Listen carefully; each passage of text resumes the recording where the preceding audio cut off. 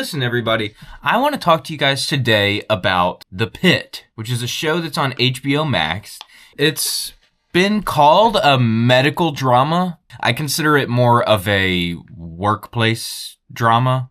The genre of the show is not really the thing that I want to talk about today. I kind of just want to give my thoughts on it. It really captivated me. As somebody who's not really too interested in shows about the ER, especially since I'm really quite squeamish when it comes to needles going in, I don't like that. This show, though, it captured me. I couldn't look away. I mean, I was watching probably 3 episodes a night, and these episodes are an hour long. It was just so nice to see a show that was 15-hour-long episodes, because no matter what, even if it's bad, you at least know you're going places. At some point, you're either going to get invested in the characters or you're going to click off. Making that choice to make a 15-episode season is something that I respect. The other thing that immediately sticks out is the format of the show, which I guess I should say each episode is like an hour in a shift.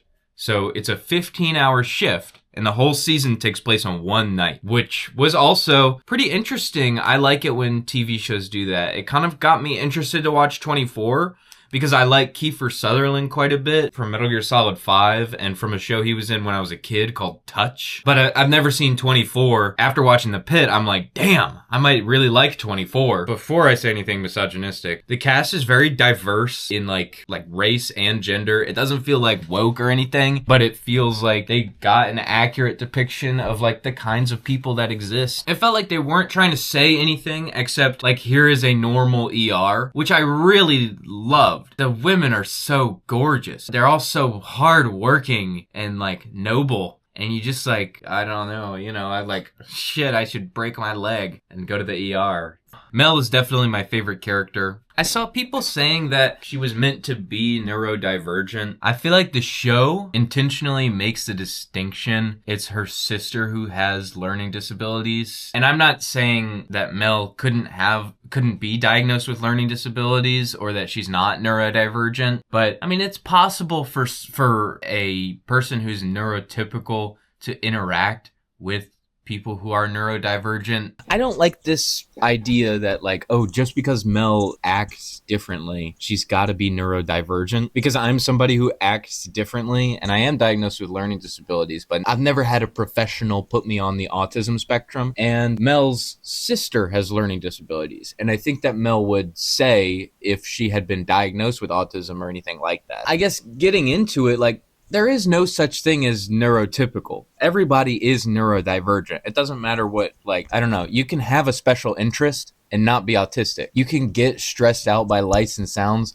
and not be autistic. Autism is a diagnosis that you get from a professional. So I'm saying Mel never explicitly says that she's diagnosed with any kind of learning disability, and her sister is, and she does say that. And I mean, and I'm not saying it's like she would never like hide that or anything, but I'm also saying like I feel like Mel would be open and honest about that as well. I just don't like stan culture around anybody who's like different. They like the character not because she's different, but because they perceive her as neurodivergent, whatever that means in their head, which they're usually saying like, oh, she's like the weird kid from school. So then they can think like liking her as a character is the same as like atonement for when they bullied the weird kid at school growing up, but it's really not. I just don't like it when people like politicize having a character that is just different, especially since they went out of their way to show Mel taking care of her sister who has learning disabilities. And this isn't a debate over whether or not Mel could be diagnosed with autism, because I think she probably could, just in the same way that I think a lot of people probably could. But also, I mean, we can talk about how autism is overdiagnosed. And I don't like self-diagnosis of autism. I don't like it when people will diagnose other people with autism if they're not a trained professional, because really autism is a professional diagnosis. It's not like it's not an aesthetic. It's not a character trait. You know what I mean? Do you guys understand what I'm saying? That being said, I did fall in love with Mel because she's different. She's different. You don't understand. She's different. So everybody on the show is hardworking and beautiful, So that's just a plus. You get 15 hours of beautiful people working really hard. The acting is fantastic as well. Every actor showed up, brought their A game. I'm not much of an acting critic. I don't even mind bad acting, but I never once questioned if anybody on the show like deserved to be a doctor or deserved to be a nurse. I was never just like, I never had my immersion broken by something that somebody was saying. I thought it was good.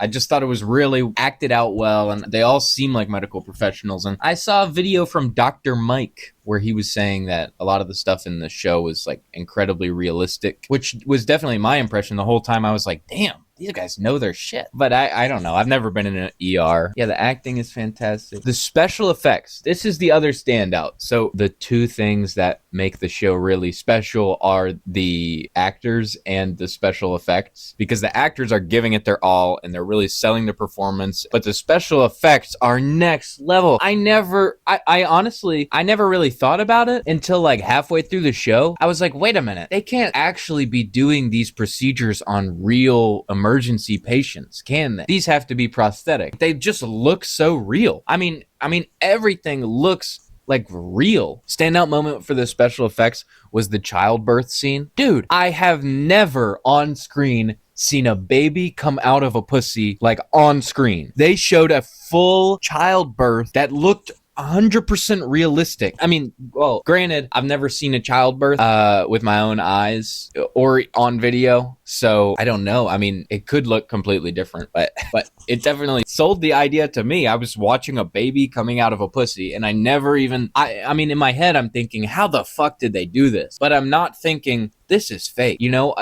It was just so well done and so impressive in a way that, well, what having those special effects does and what the show does is it shows everything. It shows bad injuries and it shows them dealing with them. And what it does is it stresses you out. It made me so squeamish and like I couldn't look, but you just hear the doctors and the nurses going like, okay, we're going to do this. And they just work together as a team so well that it's just so inspiring to see, where it's like you come out of it and you really get this sense that like these guys are good. These guys know what they're doing. Like, I don't know how to describe it other than I just left with a renewed appreciation for doctors and nurses. Like, beyond anything, I just felt like, wow, how could you face somebody coming in like that with a straight face and without like puking? Like, and you just heal that person like on the spot. You just fix them up. Like people who are gonna die, and then you make them not die. It just really left me like stunned and appalled and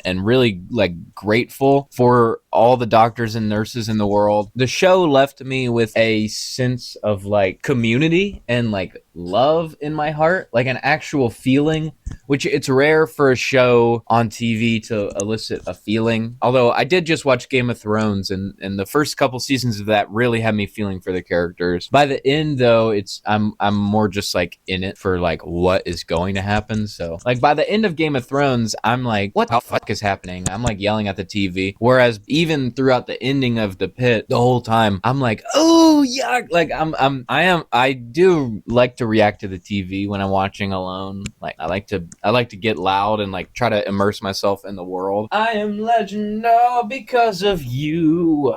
So those are the 4 things I loved about the show, and like I said, left me with a full heart and just an outstanding appreciation for nurses and doctors in the real world. I really think you should check out The Pitt because the acting, the effects, the format, and the length of the season really make it essential watching. It's such a good show. If you liked The Bear or any other workplace drama or medical dramas, you should watch it for those 4 reasons. But there's something else in this show. When I watched a few reviews to see like if anybody was talking about this, actually I couldn't find very many people talking about the social commentary in the show. Okay, so we're gonna go over it. The first thing I did see in most reviews is the social commentary about hospitals being understaffed or being closed down by private equity companies. This is real. With that appreciation that I left the show with, it really left me with like anger towards anybody who would tell these nurses and doctors that they can't help people. when they want to. Anybody who would tell them that we're not going to hire any more nurses because we can't afford to pay them, it just made me so mad. Like, we got people who need help in the waiting room right now, and you're telling me you don't even want to try hiring more nurses, but you're so concerned about the reviews of the hospital. Well, the reviews are bad because the wait times are like 6 hours in this hospital. It just made me want to I genuinely got the message as far as the social commentary about hospitals being understaffed and being closed down by private equity companies. That was really well done, and it was like definitely the most core to the format of the show. The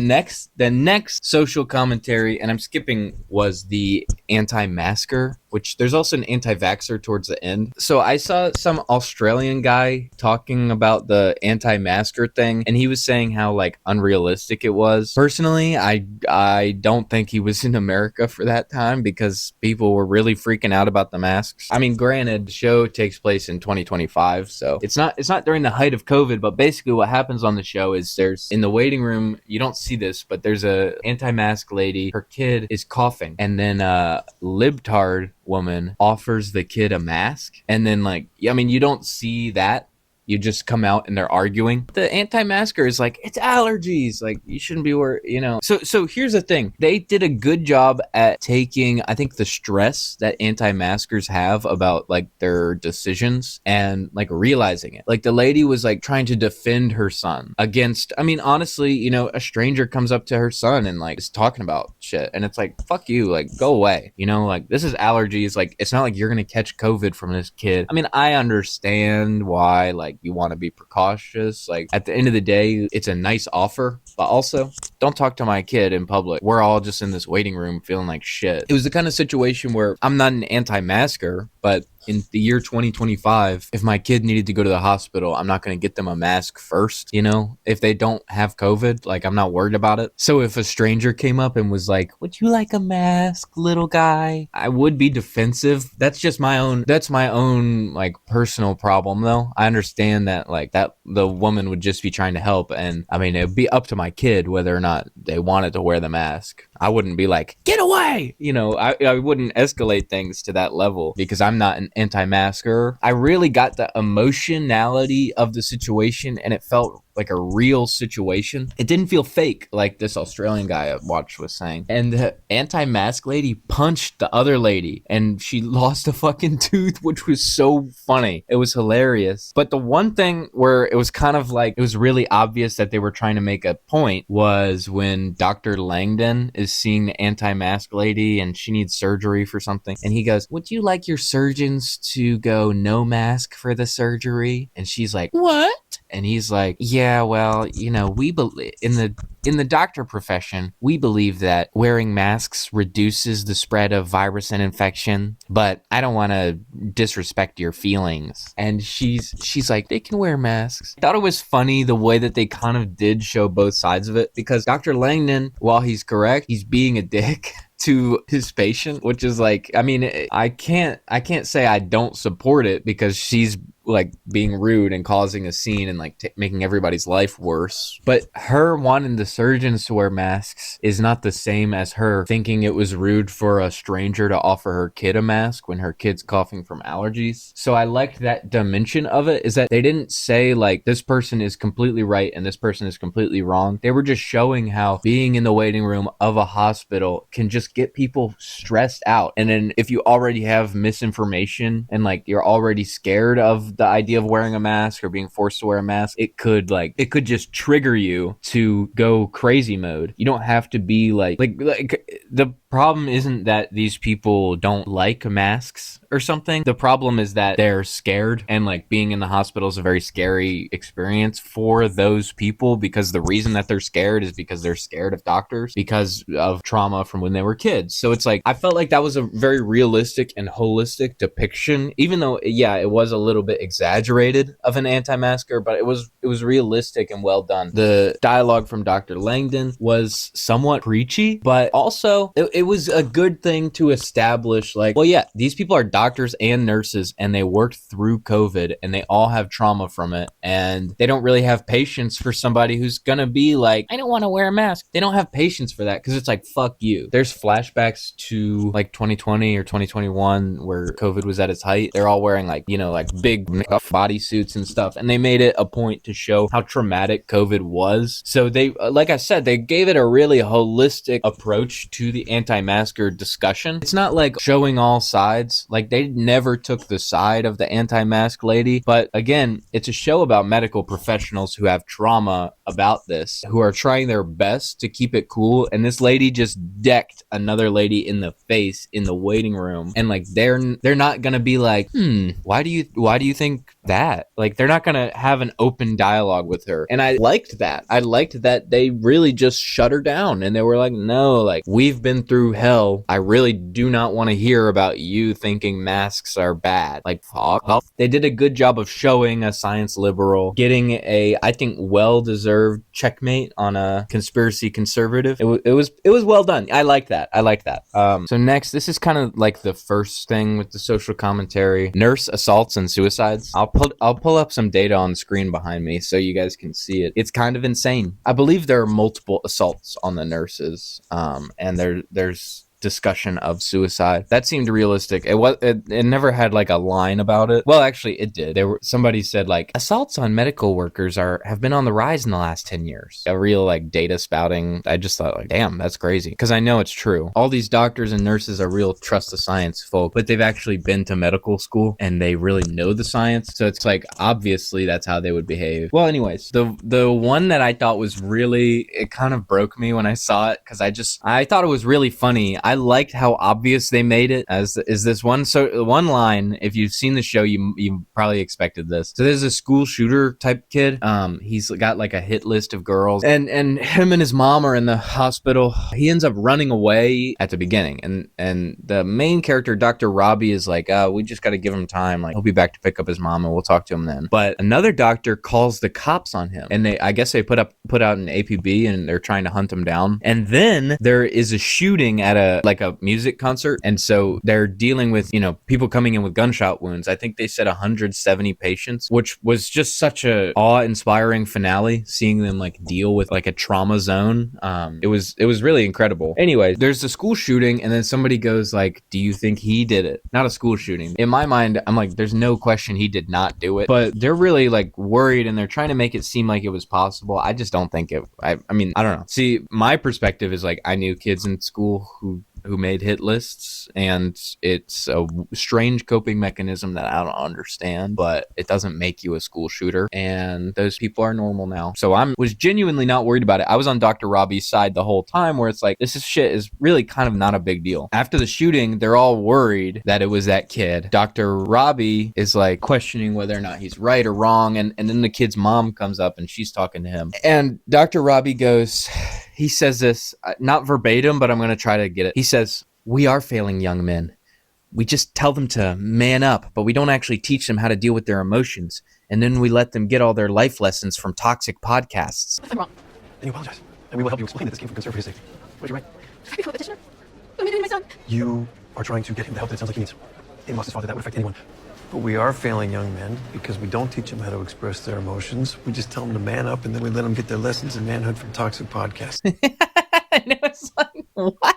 It was like, I started laughing when he said that. Why is he the one talking about how we're failing young men when he literally was like, it's probably not a big deal? Like, yeah, I was thinking that too. Like, I kind of understood the nuances of the situation that the show was trying to get at. I just thought it was so funny to make like a literal line saying like, we are failing young men. Like, it just felt so like direct and over the top. I quite liked the way that it was done, because I like things that are direct and over the top. Okay, yeah, but the show did a good job of being stressful, but not like anxiety inducing. It felt a lot like trauma training. If I was going to be an ER nurse or a doctor, I'd want to watch that show just to like see everything that's on it and be like, okay, there's some fish but going on, and I need to like learn how to deal with it. Felt like training almost. And I did learn a lot about operations. I guess they do a lot of intubations in the ER, which makes sense. People are having emergencies, they can't breathe. Yeah, I guess so. Those are my thoughts on the Pitt season 1.